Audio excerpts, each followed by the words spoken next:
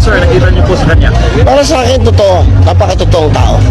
Ang feeling ko na, na talagang walang iniisip na masama pa para sa kababayan natin at sa bayan natin. Ako, nambit ko siya. Pinatawag niya ako sa Malacanang. Alam mo ba kung ano pinakain niya sa akin?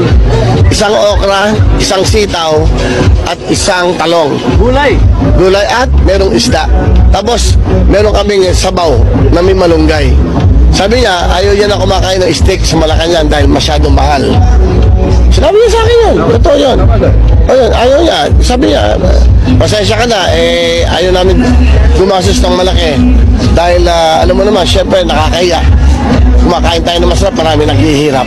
So, nung mula nun, sabi ko, ibang klase, saka ayaw niya magpatawag na presidente siya, mayor lang ako. Siyempre, nadagdagan yung respeto mo. Saka nakilala ko Saka nung, hindi naman ako tumangay nung sinabi ko lang sa kanya na hindi pa ho handa para maging senador o anong position. Sinabi niya, nire-respeto ko yung decision mo.